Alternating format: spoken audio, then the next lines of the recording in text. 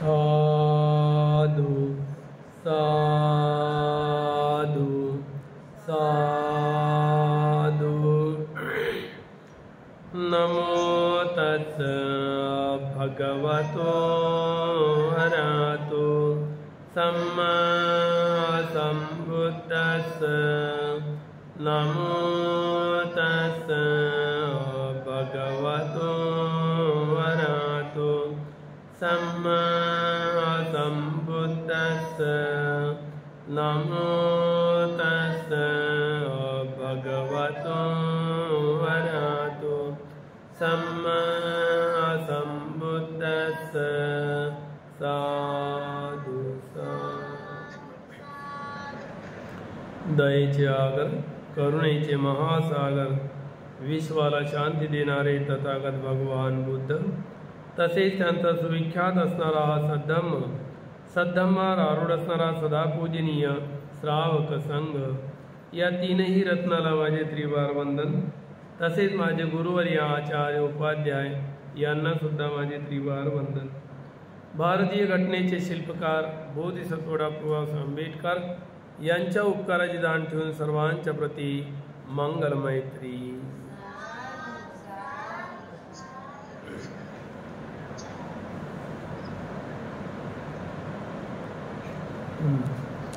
कालचा आपला कोणता विषय होता?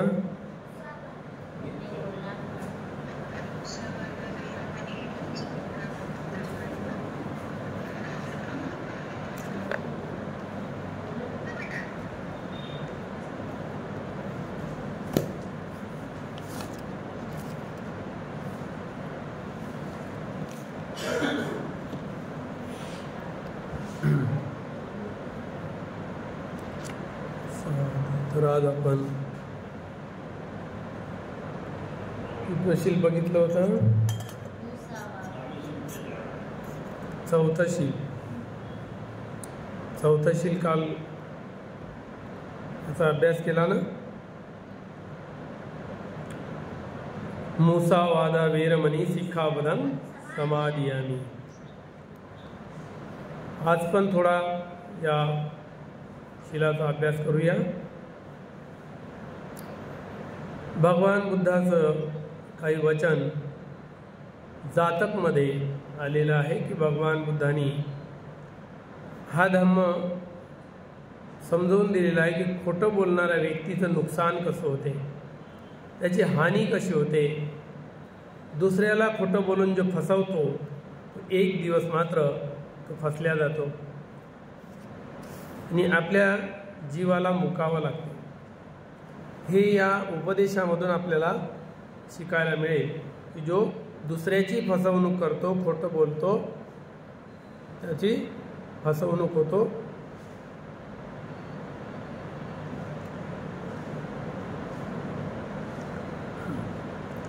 तर आज आपण पाहूया की कशा प्रकारे फसवणूक करणाऱ्याची, खोटं बोलून फसवणूक जो करतो दुसऱ्याची, त्याची हानी कशी होते। पूर्वी काळी बोधिसत्व एका जंगलामध्ये कमळाचा जो तलाव होता, त्या तलावाच्या बाजूला एक वृक्ष होता। त्या वृक्षावर एक देवताच्या योनीमध्ये उत्पन्न झाला होता। तेव्हा गरमीच्या दिवसामध्ये म्हणजे उन्हाळ्यामध्ये एका छोट्या तलावामध्ये पाणी कमी होऊ लागले। छोटे छोटे जे तलाव होते त्यामध्ये पाणी उन्हाळ्याच्या दिवसामध्ये आटू लागलं, कमी होऊ लागलं।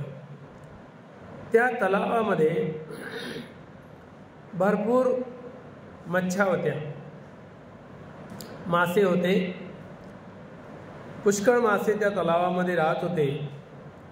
एक बगला,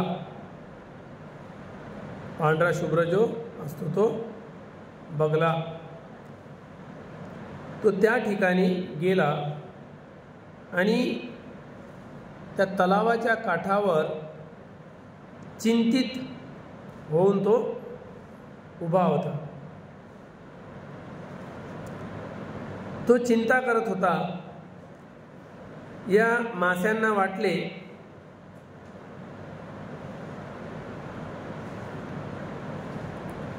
की हा कोण आहे, इतका चिंता करत आहे। त्याचा विचार जो होता त्याच्या मनातला, तो या माशांना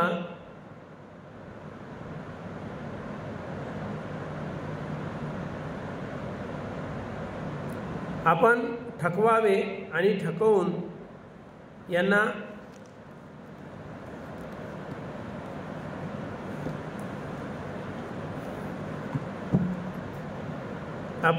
खावे, हा विचार तो मनातल्या मनात करत होता। पाण्याच्या काठावर नाराज उदास तोंड करून बसला होता। त्याला बघितले माशांनी आणि त्याला विचारले, आर्य, चिंतित होऊन का बसले? तू चिंतित होऊन का बसलास? तो म्हणतो, मी चिंतित होऊन बसलो तुमच्याकरिता, तुमची मला खूप चिंता वाटते। तो बगला नाराज होऊन त्या काठावर बसला आणि मासे त्यांना विचारते की चिंतित होऊन का बसला मित्रा? तो सांगतो, तुमच्यामुळे मला ही चिंता होत आहे। तेव्हा ते म्हणतात, आर्य, आमच्याकरिता आमची चिंता करीत आहे तुम्ही का?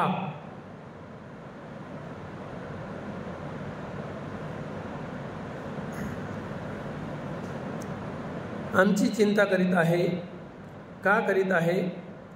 तेव्हा तो सांगतो की या तलावामध्ये जे पाणी आहे ते थोडंच आहे आणि पाणी सुकत जाणार तेव्हा तुम्हाला भोजन पण मिळणार नाही।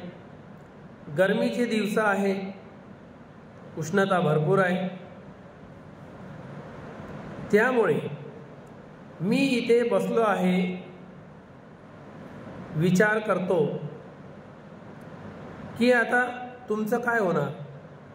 पाणी जेव्हा सुकून जाणार तेव्हा तुमचं काय होणार? हा विचार मला सतावत आहे।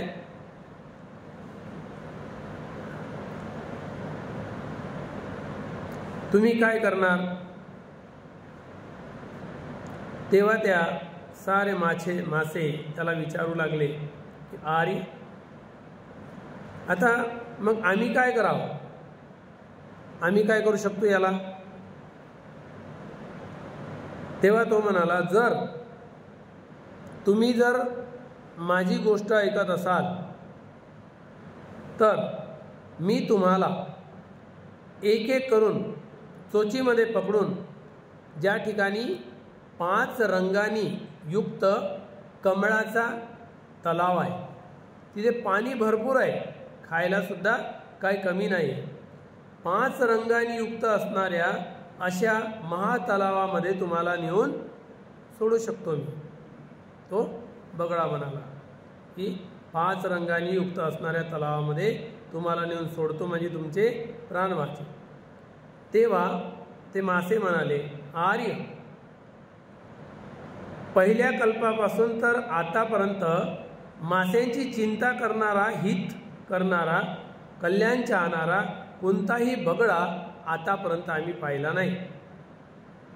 माशांचं हित साधणारा, कल्याण चाहणारा बगळा आतापर्यंत, पहिल्या कल्पापासून तर आतापर्यंत एकही बगळा आम्ही बघितला नाही। काय तुझा विचार आम्हाला एक एक करून खाण्याचा आहे का? ते मासे त्याला विचारायला लागले।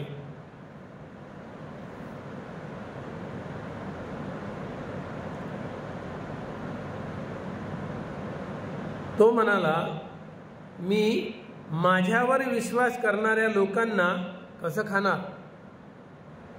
माझ्यावर जे लोक विश्वास करतात त्यांना मी कसं खाणार? जर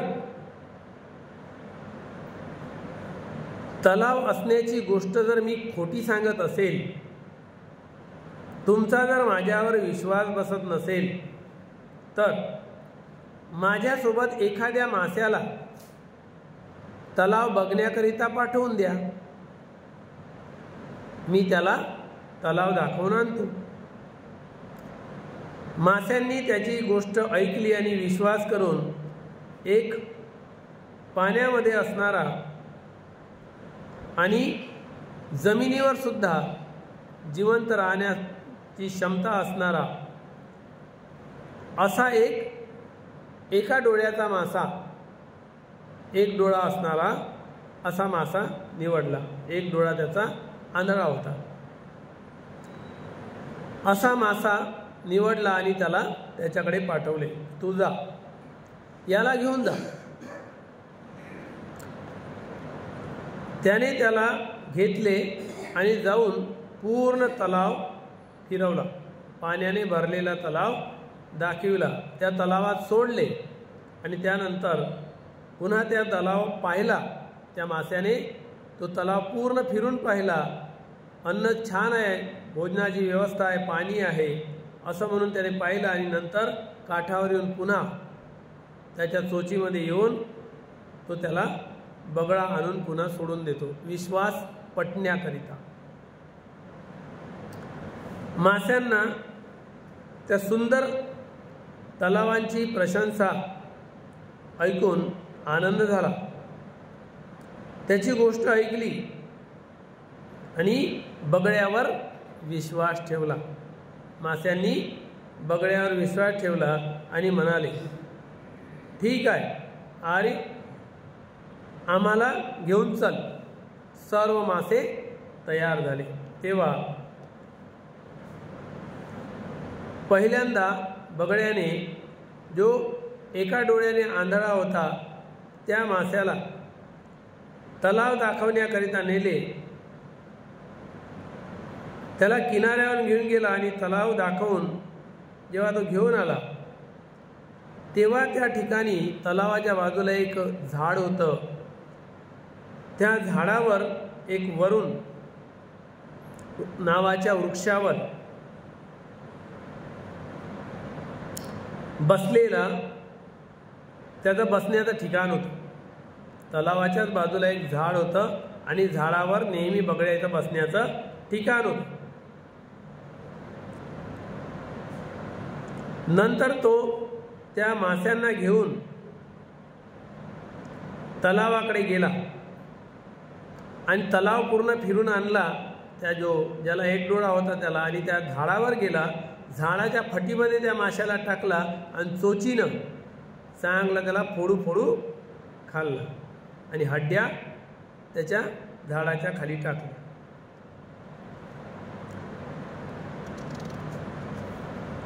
आणि ते जे काटे होते त्या काट्याच्या झाडांमध्ये त्याला त्याचे सर्व हड्ड्या टाकून दिल्या. आणि पुन्हा त्या मास्याकडे आला. मी त्याला सोडून आलो तलावामध्ये असं सांगू लागला. आणि दुसऱ्या वेळेस तो पुन्हा दुसऱ्याला घेऊन जाण्यासाठी निघाला. अशा प्रकारे एकाला घेऊन जाऊन त्याने तलाव फिरवून आणून नंतर त्या झाडावर घेऊन जाऊन एकाला खाणं सुरू केलं. एकही मासा वाचला नाही. सर्वच्या सर्व मासे त्या बगळ्याने खाऊन टाकले. तेव्हा शेवटी आता फक्त वाचला एक खेकडा. खेकडा दिसला आणि खेकड्याकडे तो गेला आणि म्हणाला,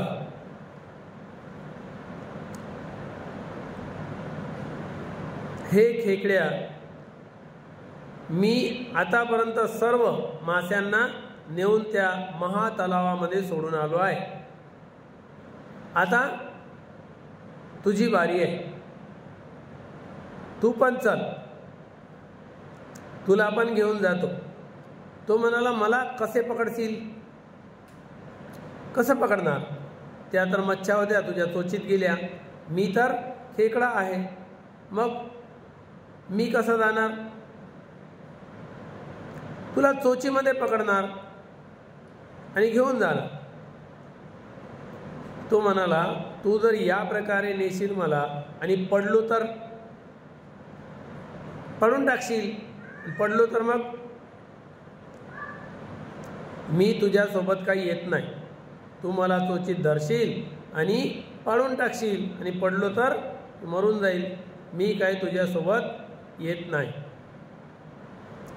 तेव्हा तो म्हणाला, भीती बाळगू नकोस, भयभीत होऊ नकोस, मी तुला चांगल्या प्रकारे पकडून घेऊन जाणार. खेकड्याने विचार केला, याने सर्व मच्छांना मास्यांना तलावामध्ये तर सोडलं नसेलच. खेकड्याला शंका आली, याने सर्व मास्यांना तलावामध्ये तर जाऊन सोडले नाही, हे तर पक्का आहे. जर मला तलावामध्ये नेऊन सोडून देईल तर याची चांगली गोष्ट आहे, याच्यासाठी चांगलं आहे. हा जर मला तलावामध्ये नेऊन सोडणार तर याच्यासाठी छान गोष्ट आहे, चांगली आहे. जर याने तलावात सोडले नाही तर याची मी गर्दन कापून टाकणार, मान कापणार, याचा प्राण घेईल मी. तेव्हा त्याने विचार केला, ठीक आहे मित्रा, बगड्या मित्रा, तू चांगल्या प्रकारे जर पकडशील तर ठीक आहे. तो म्हणाला,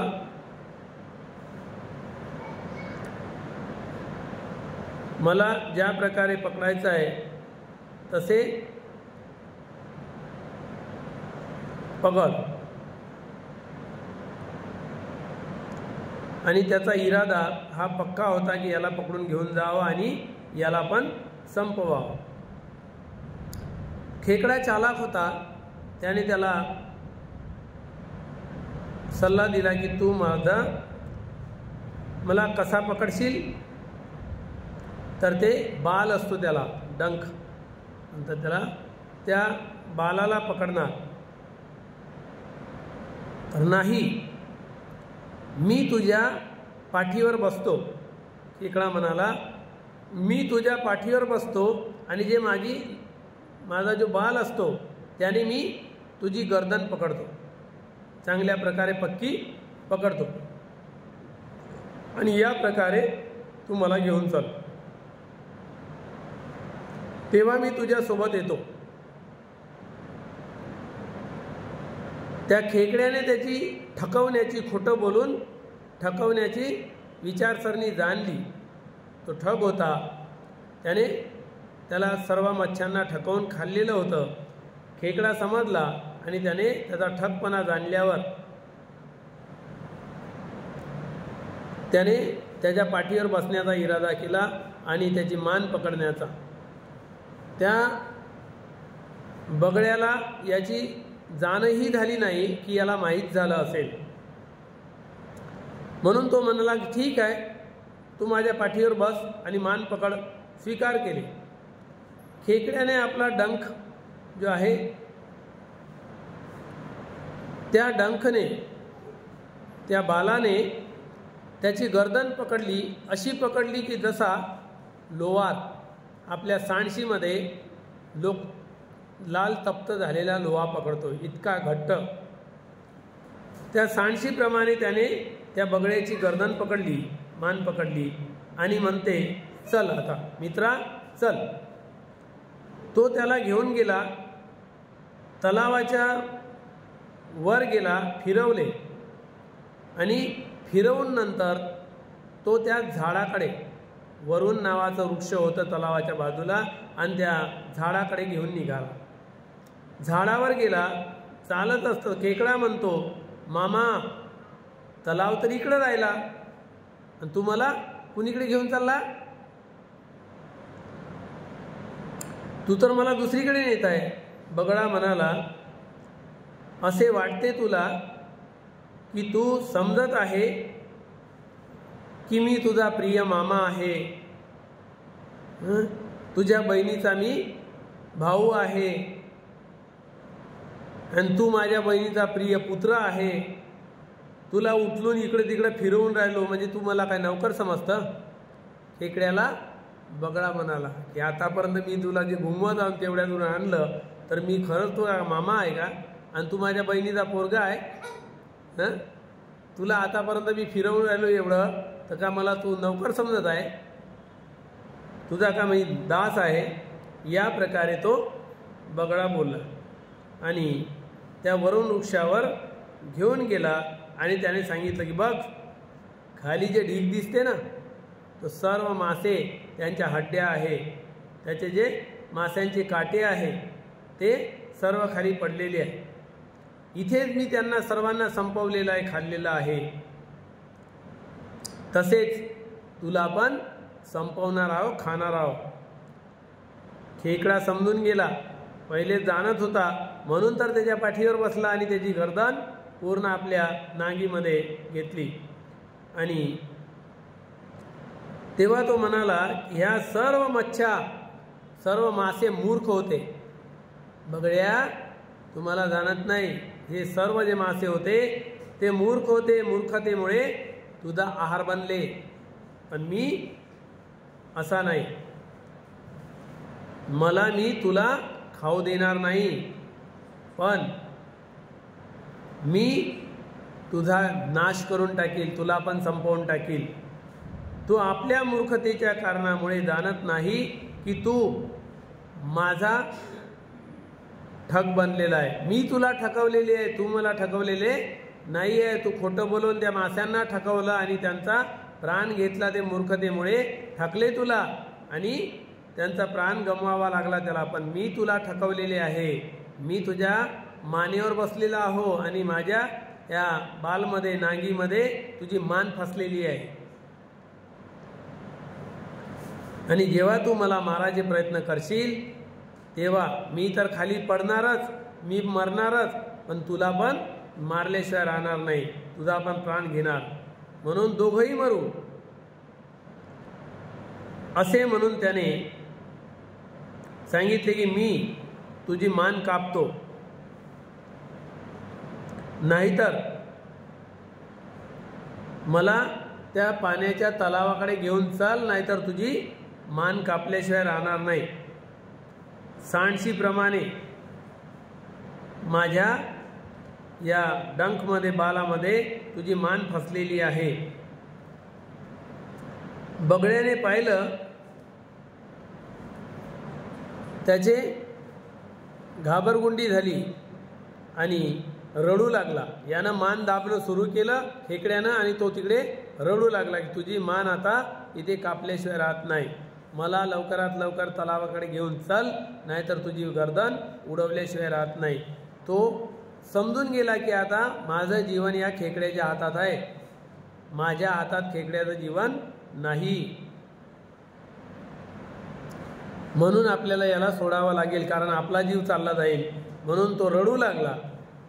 बगळा रडू लागला, मरण्याच्या भयाने भयभीत झाला आणि म्हणाला, स्वामी मला जीवनदान दे, मला जीवनदान दे. मी तुला खाणार नाही, तू मला जीवनदान दे. या प्रकारे तो खेकडा म्हणाला, असे आहे तर ठीक आहे, मला उतरव, मला तलावामध्ये नेऊन सोड. तो थांबला आणि थांबून तलावाकडे त्या खेकड्याला तलावाकडे घेऊन गेला आणि तलावाच्या काठावर जे तिथे किचड होतं त्या ठिकाणी ठेवले आणि जसे ठेवणार तेवढ्यातच खेकड्याने आपली कैची चालवली.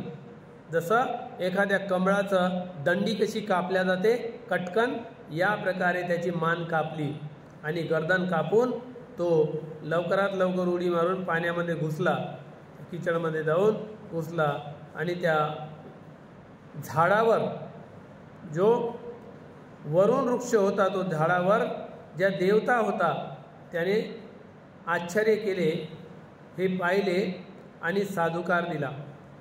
त्या झाडावर असणारा देवता त्याने साधुकार दिला की वनामध्ये या जंगलामध्ये उन्नादित करीत त्यानं नाद केला, साधुकार दिला. साधुवाद दिला की त्याने छान केलं आणि मधुर स्वरामध्ये तो गाथा म्हणू लागला. तो देवता या झाडावरचा की ज्याने हे कृत्य पाहिलं. नाचंत निकतिपन्यो निकत्या सुख मे गती आराधेती निकतिपन्यो बको कपटकामिव. या प्रकारे भगवान बुद्धांनी सांगितलं की जो धूर्त बुद्धीवाला असतो, जो वाईट विचार करत असतो, तो आपली अधिक धूर्ततेमुळे या धोकेबाजीमुळे सदैव नेहमी सुख प्राप्त नाही करू शकत. जो ढोंगी आहे, दुसऱ्याला फसवणारा आहे, खोटं बोलून दुसऱ्याला फसवतो, तो नेहमी त्याची फसवेगिरी चालत नसते. कधी ना कधीतरी त्याला प्राण गमवावं लागते. असा धूर्त बुद्धीचा व्यक्ती आपल्या केलेल्या कर्माला त्याच्या कर्माचे फळ भोगतो. म्हणून ज्या प्रकारे बगळ्याला खेकड्याने मारले, या प्रकारे जो व्यक्ती धूर्त असतो, ढोंगी असतो, दुसऱ्याची फसवणूक करत असतो, अशा प्रकारचा व्यक्ती तो आपल्या कर्माच्या या फळामुळे त्याला या प्रकारे आपलं जीवन गमवावं लागते. म्हणून भगवान बुद्धांनी सांगितलं की अशा प्रकारचा जो ठग असतो, तो दुसऱ्याला ठगवणारा व्यक्ती त्या ठगीपणामुळे तो नेहमी सुखात प्रतिष्ठित होत नाही, सुखही सुख भोगत नसतो.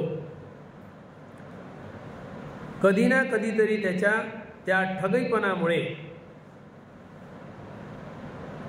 त्याची हानी होत असते.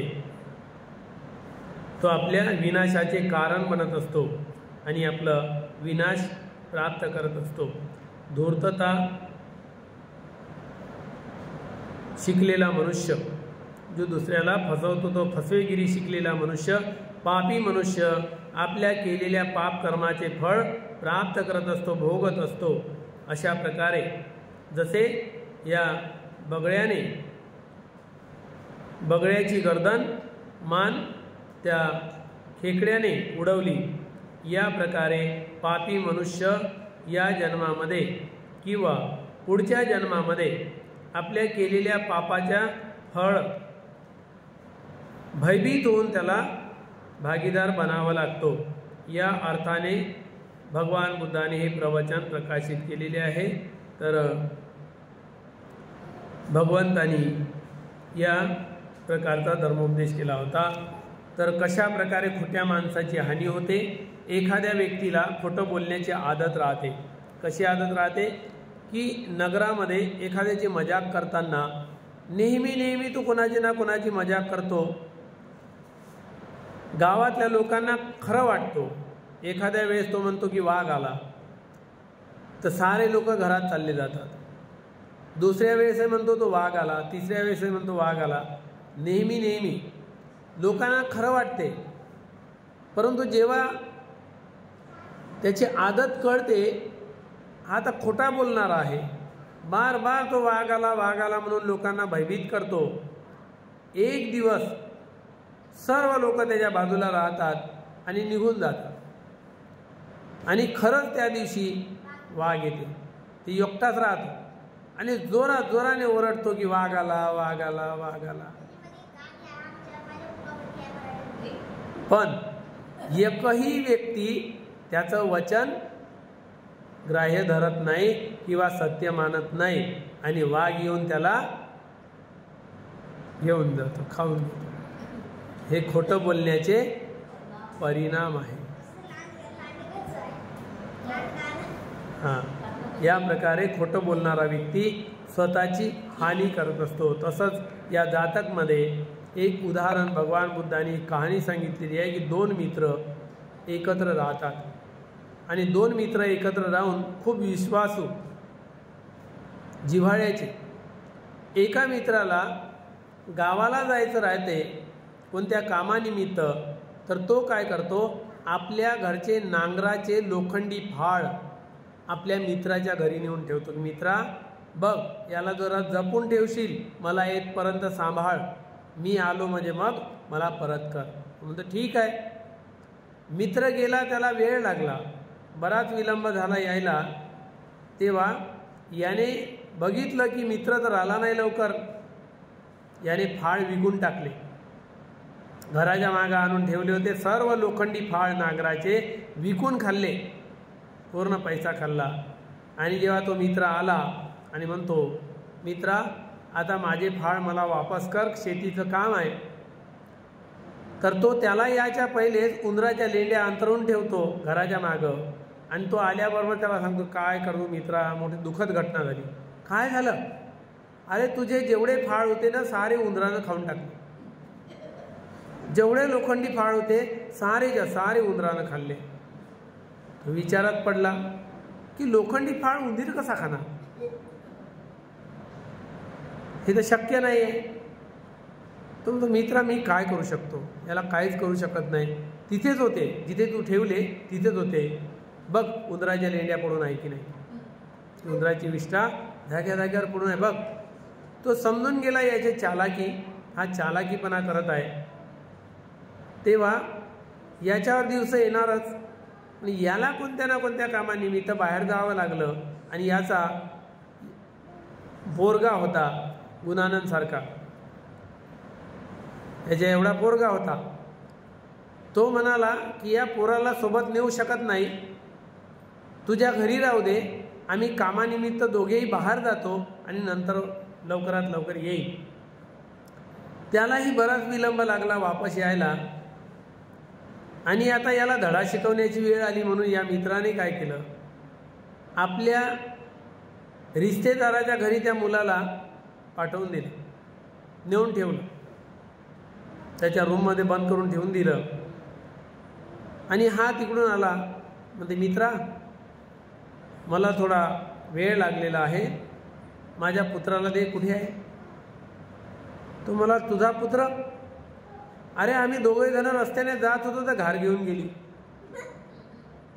त्या पुत्राला घार घेऊन गेली. मी किती धावलो, किती वाचवण्याचे प्रयत्न केले, पण आखर तो हातात नाही लागला. आकाशमार्गाने घेऊन गेल्यावर काय मी थोडं धावणार. तो विचारात पडला की असं कसं होऊ शकते, एवढा मोठा पोरगा त्या घारीला उचलते, शक्य नाही. एवढा मोठा पोरगा घार नेणे शक्य नाही, कसं काय नेलं? तू खोटा बोलत आहे. म्हणते नाही, खोटं नाही बोलत, खरं बोलत आहो. ते प्रकरण राजाकडे गेलं आणि राजाला तो सांगू लागला की महाराज, हा माझा मित्र खोटा बोलत आहे माझ्यासोबत, माझा मोठा पुत्र होता आणि हा म्हणते की घार घेऊन गेला, याच्या घरी काही दिवसासाठी ठेवला, परंतु हा म्हणत आहे की तो पक्षी घेऊन गेला, मी काय करू शकतो? तेव्हा राजाने विचारलं, काय ही गोष्ट सत्य आहे? होय महाराज, सत्य आहे. कशी काय सत्य आहे? तेवढा मोठा मुलगा घार कशी काय नेऊ शकते? मग महाराज मला एक सांगा, मला काही कामानिमित्त बाहेर जायचं होतं आणि माझ्या मित्राकडे लोखंडी फाळ ठेवले आणि ते लोखंडी फाळ हा म्हणतो की उंदराने खाल्ले. जेव्हा महाराज लोखंडी फाळ उंदरं खाऊ शकते, तर एवढा मोठा पोरगा घार का नेऊ शकत नाही? राजाच्या लक्षात आली ती गोष्ट नाही. लोखंडाचे फाळ उंदरं खाऊ शकत नाही आणि पोरगाही घार नेऊ शकत नाही. मग याने त्याचे फाळ विकले आणि ते पैसे खाल्ले आणि हा खोटा बोलतो. म्हणून याला विचारलं, काय खरंच उंदराने खाल्ले का? त्याला मग दंडित करण्यासाठी राजाने सांगितले, सत्य बोल, नाही तर तुला दंड देणार, होऊ शकते तुला प्राणदंडही मिळू शकते. घाबरला तो, घाबरून म्हणतो, महाराज मी ते फळ विकलेले आहे आणि त्याचे पैसे आणून मी घरात खाल्लेले आहे. सत्य बोलला तेव्हा याला विचारते, तुझं काय मत आहे?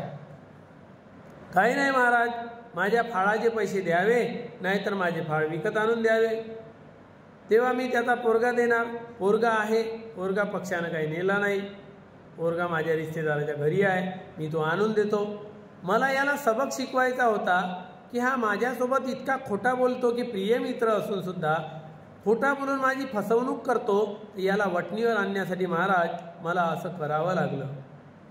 म्हणून सत्य बोलणारा व्यक्ती जर असला त्याच्यासोबत असं होत नाही, पण जो नेहमी दुसऱ्याची फसवणूक करतो त्याच्यावरचा विश्वास निघून जातो. आणि म्हणून अशा प्रकारे भगवान बुद्धाचे हे वचन आपल्याला काय शिकवतो की नेहमी आपण सत्य बोलावे. खोटं बोलून आपणच आपली फसवणूक करतो, कारण विश्वास गमावून बसतो. आणि विश्वास हा काय आहे? विश्वास परम ज्ञाती. सर्वात श्रेष्ठ नातेवाईक कोणी जर असेल या जगातला कोण आहे? एकमेकावर बसलेला एकमेकाचा विश्वास. आणि विश्वास जर गमावला तर काय होते? रिश्ते नाते सर्व तुटल्या जातात. म्हणून विश्वास कायम ठेवला पाहिजे. कशामुळे? सत्यता राखून, सत्य बोलून आपण विश्वास कायम ठेवला पाहिजे. तर अशा प्रकारे आपण जे आज शील बघितलेलं आहे ते शील कोणतं आहे? चौथं शील आहे मुसावादा वेरमणी सिक्खापदं समादयामि. मी कधी खोटं बोलणार नाही. या प्रकारे या प्रकरणावरून, या कहाणीवरून, जातक कथेवरून आपल्याला हे समजायला येते की खोटं बोलण्याचे परिणाम केव्हाही हानिकारक आहे आणि खरं बोलण्याचे परिणाम लाभदायक आहे. तर अशा प्रकारे आपण एकमेकावर विश्वास ठेवून सत्य बोलण्याची क्रिया आपण पालन केली पाहिजे. नेहमी सत्य बोलावे आणि आपलं कल्याण करून घ्यावं या शीलाचं पालन करून. तर अशा प्रकारे आज आपण जे सत्य बोलून जे आपण आपलं कल्याण करू शकतो हे आपण हा उपदेश भगवान बुद्धाचा ऐकलेला आहे. आणि सदैव आपण दृढ संकल्प करावा की सदैव मी सत्य बोलणार. या सत्यवचनाने तुमचं सर्वांचं कल्याण हो आणि सत्य बोलण्याची सदैव तुम्हाला सवय लागो. खोटं बोलण्याने आपली हानी होते हे लवकरात लवकर समजावं. म्हणून सत्यवचन हे बुद्ध वचन आहे, याने आपला फायदा होतो, आपलं कल्याण होतो. अशा प्रकारे सत्यवचन तुमच्या मुखातून निघो आणि सत्य बोलण्याची सवय जडो. आणि सत्य बोलण्याची सवय केव्हा लागते? मनुष्याला सत्य बोलण्याची सवय केव्हा लागते? सतसंगती सदा घडो सुजान वाक्य कानी पडो. सत्य बोलण्याची सवय कुठून लागते? घरून लागते का? सत्य बोलण्याची सवय घरून लागत नाही. मित्रमैत्रीतून लागते का? नाही लागत. शाळेतून लागते का? नाही लागत. तीनही जागेहून सत्य बोलण्याची सवय लागत नाही. तर काय करावं लागते? सतसंगती सदा घडो. सज्जन लोकांची संगती केल्याने आणि चांगले चांगले वचन आपल्या कानावर पडल्याने सत्य बोलण्याची सवय लागते. सतसंगती सदा घडो सुजान वाक्य कानी पडो.